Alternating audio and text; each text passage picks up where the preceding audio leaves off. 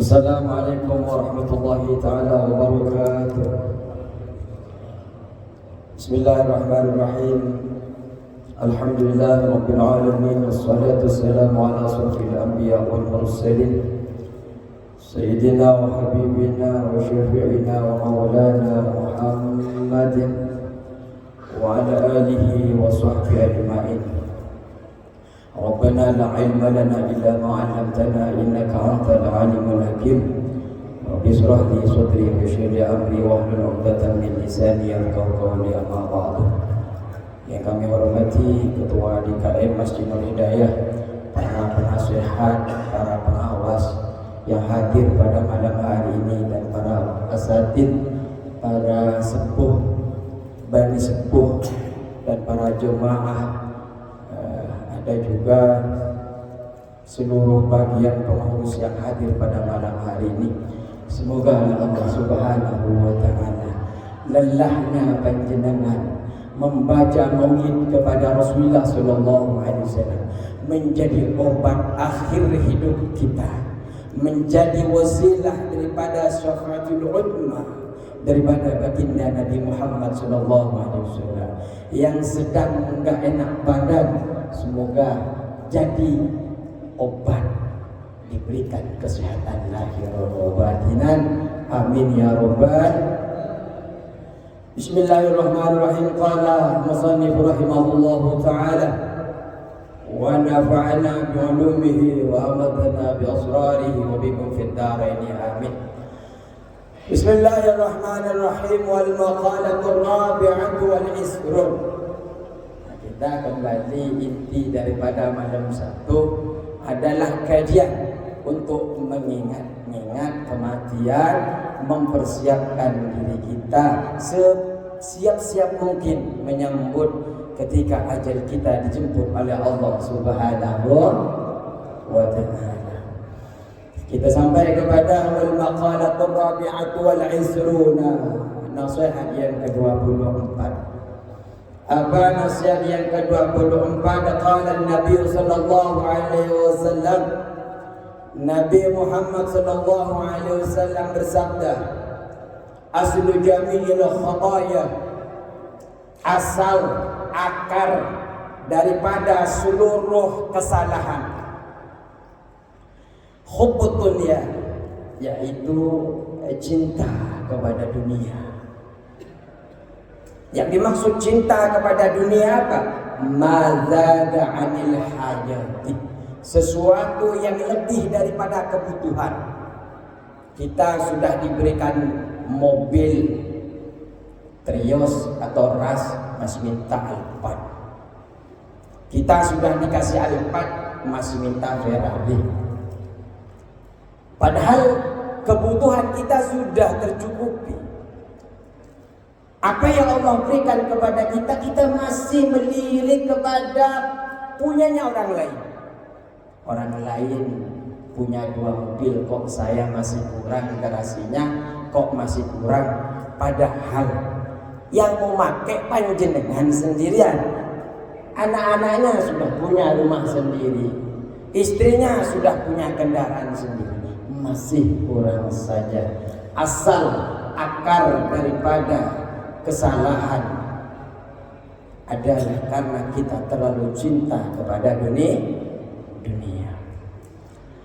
Wa aslu jami'ul fitan, dan asal daripada semua bencana yang ada di dalam diri kita, bencana dalam keluarga kita, man'ul uzri wazzakah, menahan 1/10 dan harta dari hartanya, dan menahan zakatnya. Makanya Pak, kalau ada masalah dalam keluarga, anak-anak kita kurang mendengarkan apa yang kita katakan, siang dan malam malah dia membentak-bentak kita. Padahal kita tidak kurang-kurang mendidik dia, dimasukkan ke SDIT, dimasukkan ke SMPT dan sebagainya. Tapi kok pulang-pulangnya malah dia tidak taat kepada orang tua. Istrinya sudah dilengkapi, perhiasannya lengkap, istrinya dilengkapi, kendaraannya lengkap, make upnya lengkap, kok masih berani sama suaminya. Coba muhasabah dalam diri kita. Jangan-jangan kita sudah nyampe ngisok, yang punya pertanian, ternyata pertaniannya sudah dipanen tapi tidak 10%-nya, di 1/10-nya dikeluarkan. Kalau pakai air ya 5%-nya, airnya pakai alat-alat harus bayar ya 5%-nya. Apakah sudah dikeluarkan atau tidak? Itu yang harus kita cari. Atau kita di dalam zakat profesi, menurut mutaakhirin, ulama-ulama kontemporer Al-Qardawi dan lain-lain, zakat profesi tetap dikenakan zakat karena potensi zakatnya ada di dalam harta hasil daripada kerja di pabrik, hasil dari kerja jadi pegawai dan sebagainya. Maka kemudian kita coba bermuhasabah, mengikuti nasihat yang disampaikan Umar bin Khattab.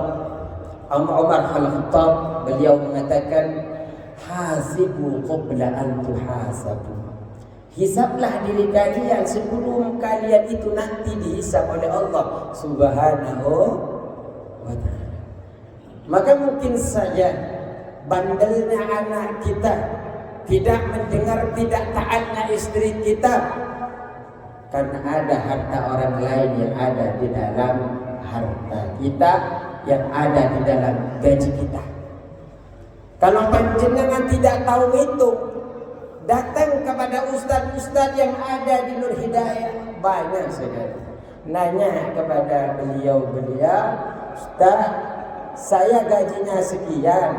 Ustaz, apakah gaji saya ini sudah nyampe nisab? Nah, seperti itu.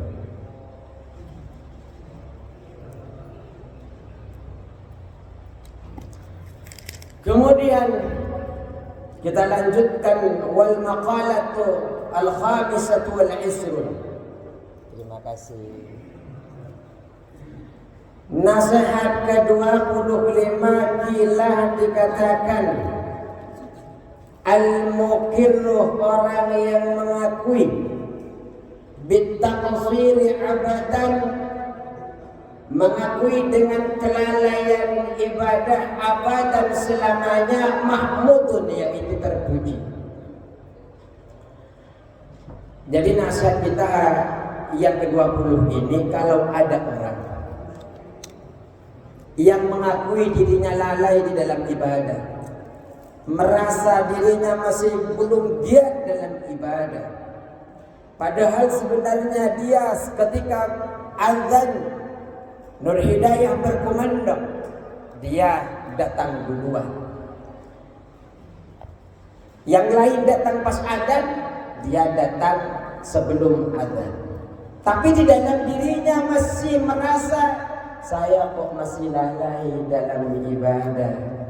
Aibil ajzi anit ta'ah, yaitu masih lemah di dalam ketaatan kepada Allah Subhanahu wa ta'ala. Orang yang memiliki rasa seperti itu ada potensi selamanya terpuji.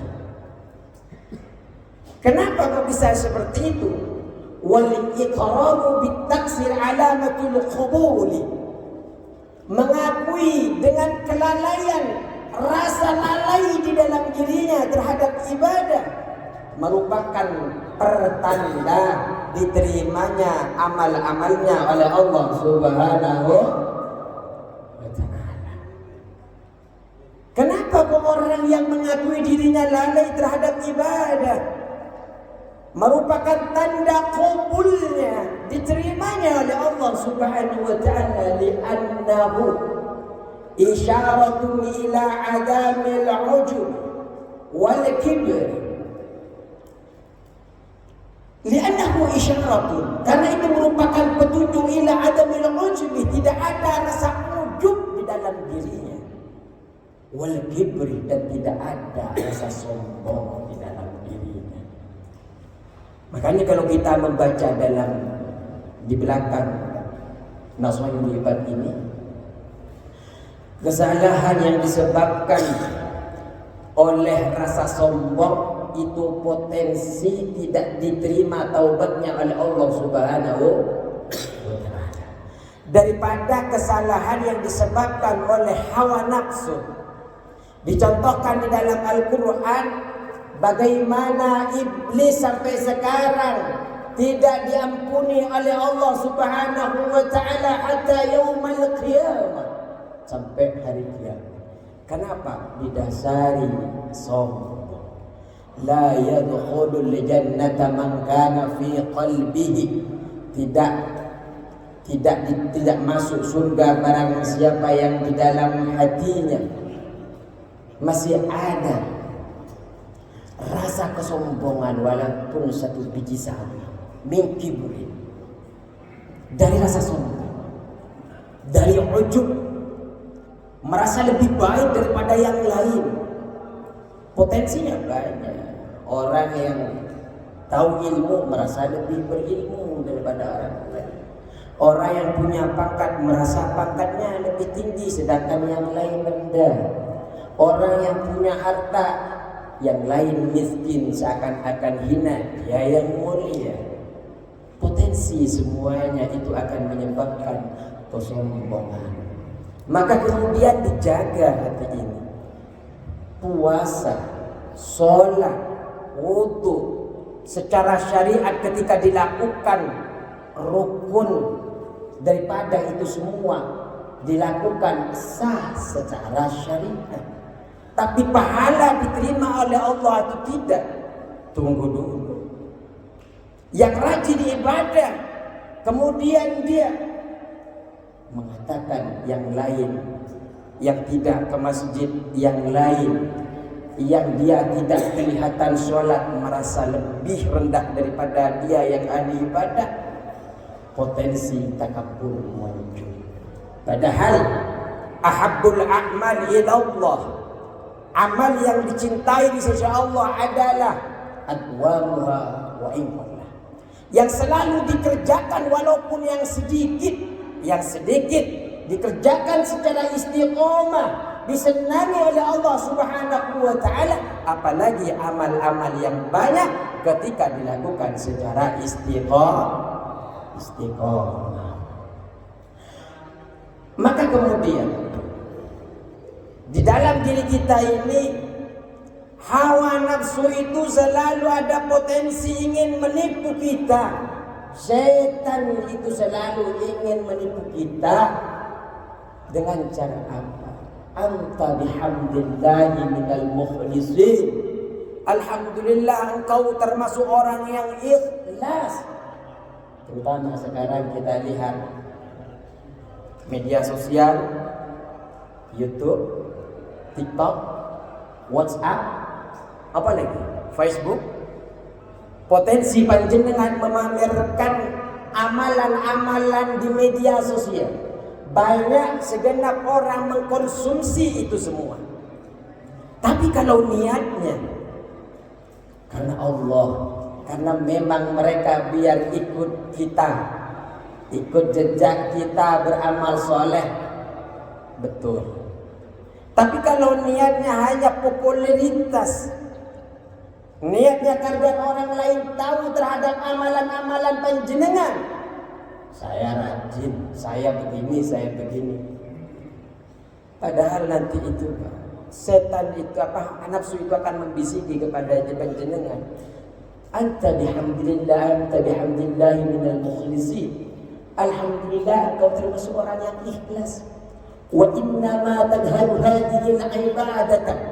Sesungguhnya engkau tampakkan ibadah ini liyaqtadiya bikan nasu, agar manusia ikut jejakmu, agar manusia ikut menteladani dirimu. Itu kemudian setelah itu dirubah di tengah jalan oleh nafsu.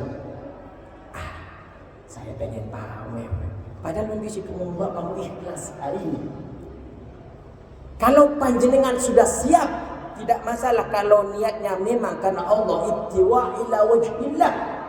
Kalau memang niatnya karena Allah Subhanahu wa taala, lakukan. Karena itu merupakan dakwah. Kalau ada orang mengikuti gara-gara panjenengan ngajak kepada kebaikan, pahala panjenengan sama persis dengan orang yang melakukan kegiatan-kegiatan amal soleh itu. Maka panjenengan jangan berhenti selalu mengajak orang kebaikan. Hari ini panjenengan pulang terus, setiap minggu diajak untuk ngaji. Apa malam minggu? Malam minggu ajak mereka yang tidak mengaji. Setiap malam minggu ketiga, pas Jumat ketiga ajak mereka. Ketika ajakan panjenengan sukses, maka pahala yang diberikan kepada orang itu sama persis didapatkan, tidak kurang sama sekali. Kita bisa lihat apa yang saya ucapkan tadi di dalam muqaddimah kitab Riyadhus Shalihin, dan kita bisa jumpa di dalam kitab Nasuhil Ibad di dalam bab berikutnya. Maka jangan sampai berhenti ngajak kebaikan, karena ketika kebaikan itu dikerjakan oleh orang lain, malah kita akan mendapatkan pahala double. Kita yang datang dapat pahala karena datang, kita yang ngajak karena dia ikut, kemudian dia diberikan pahala daripada itu, dan tidak dikurangi sedikit pun dari orang yang melakukan kebaikan itu. Ini luar biasanya agama Islam. Allahumma salli ala Muhammad. Kemudian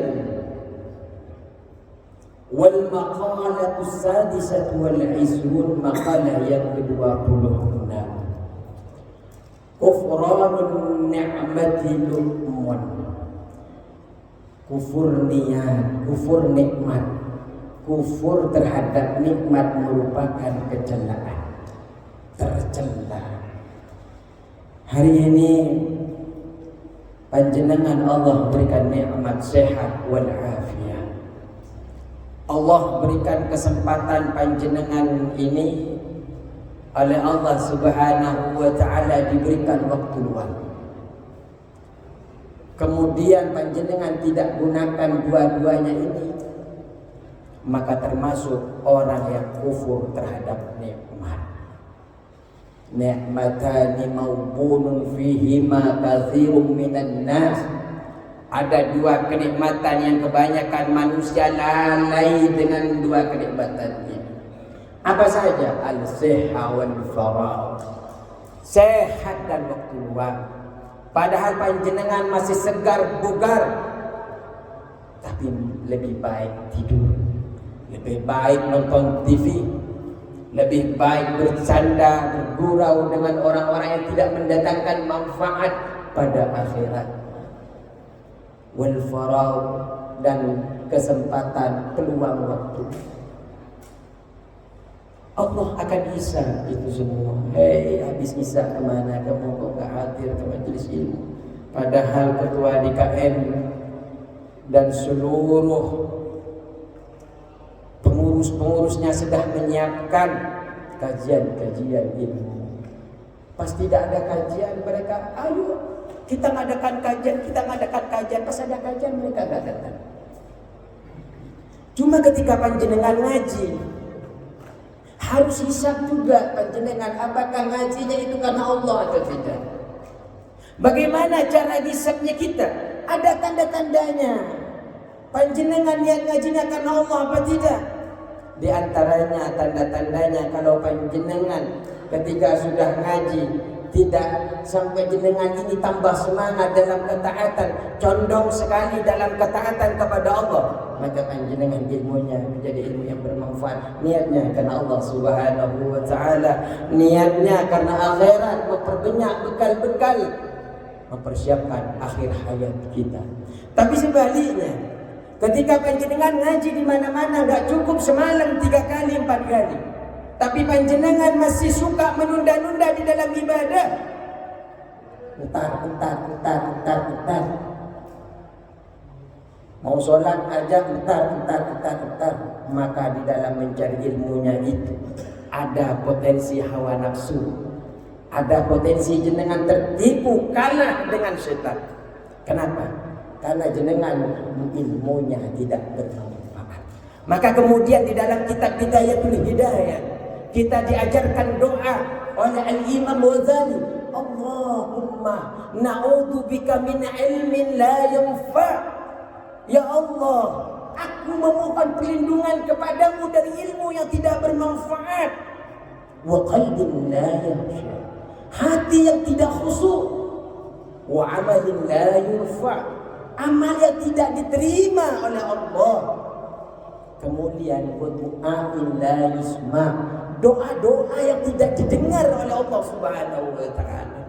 Maka kemudian mari kita benahi niat kita.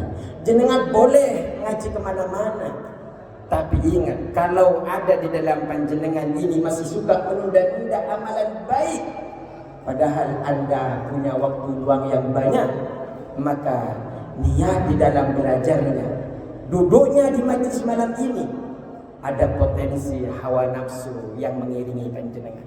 Lawan itu.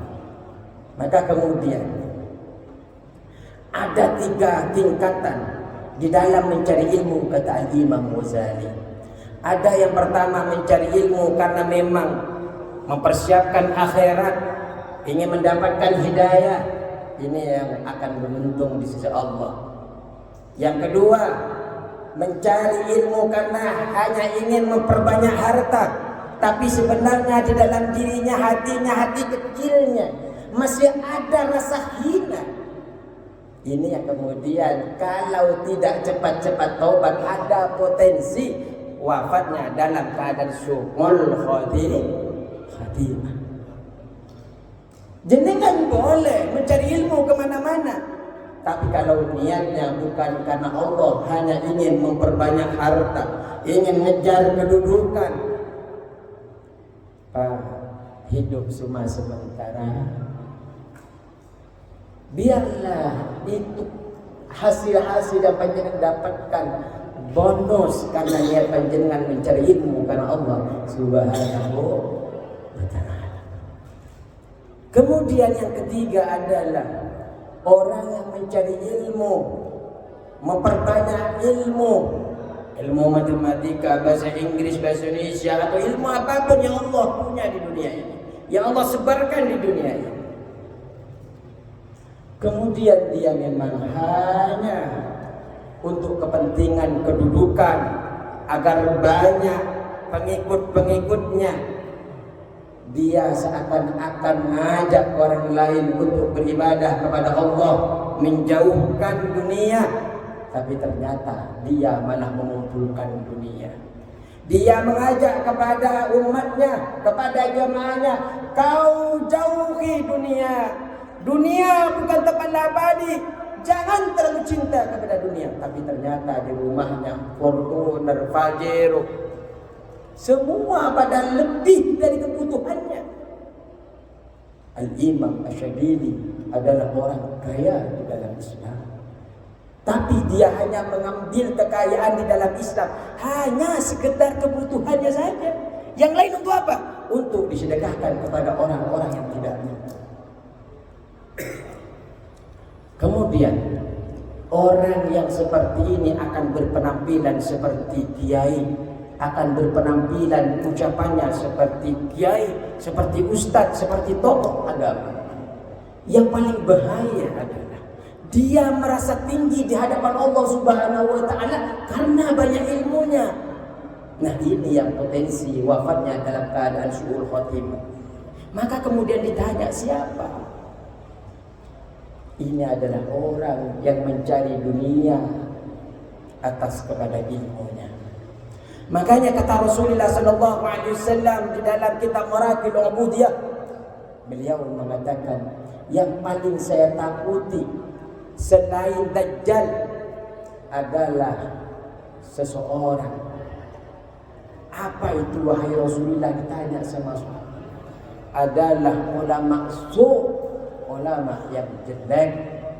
Mereka kalau Dajjal jelas-jelas ingin mengajak kepada kesesatan, tapi kalau ulama su' adalah orang-orang yang mengajak seakan-akan dia kepada kebaikan, tapi sejatinya dia memperlihatkan bagaimana mencintai keduniaan. Sehingga apa? Ucapannya mungkin dia selalu bilang ayo jauhi dunia, tapi di rumahnya harta bergelimangan. Maka kemudian kata Imam Ghazali, orang mencontoh, menteladani kepada seseorang lewat perilaku lebih ngena daripada menteladani lewat lisan.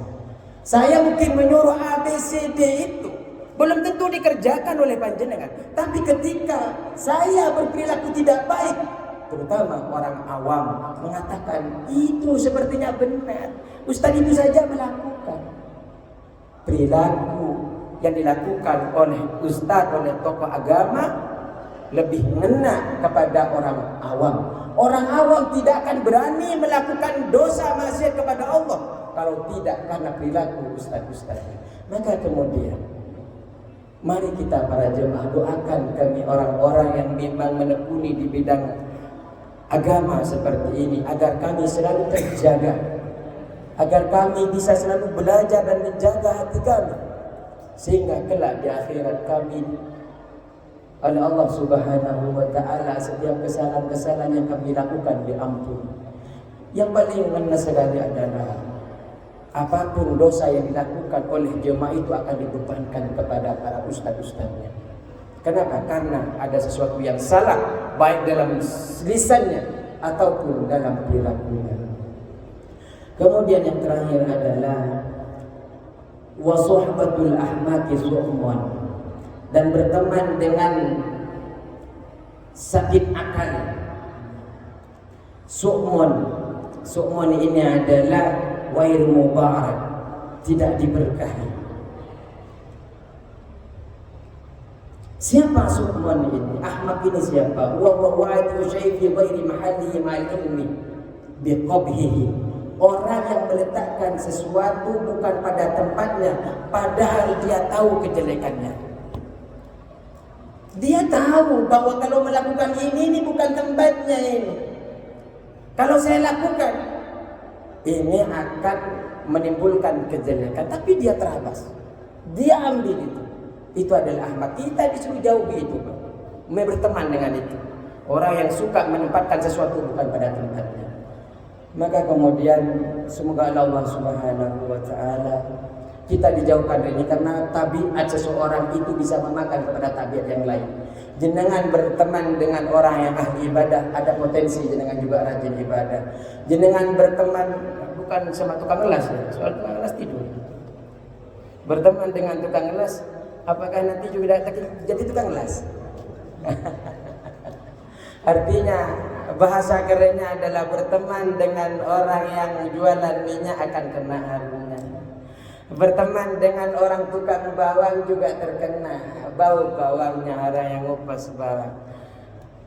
Kita bukan lihat kepada profesinya, tapi lihat bagaimana mengkiaskan kepada itu. Semoga tabiat-tabiat kita terjaga. Makanya bertemanlah kepada orang-orang yang ahli ibadah, orang-orang yang ahli ilmu. Orang ibadah tanpa ilmu ini potensi besar. Tapi orang punya ilmu, walaupun tidak ahli ibadah, ada potensi dia tahu harus kemana dia bertaubat. Maka jangan sampai panjenengan tidak menggali ilmu. Cukup sekian karena mungkin sangatlah malam. Semoga panjenengan selalu dalam keadaan sehat walafiat. Apapun kebaikan yang panjenengan lakukan akan kembali kepada panjenengan sendiri. Sebelum kita selesai, mungkin kita berdoa dulu.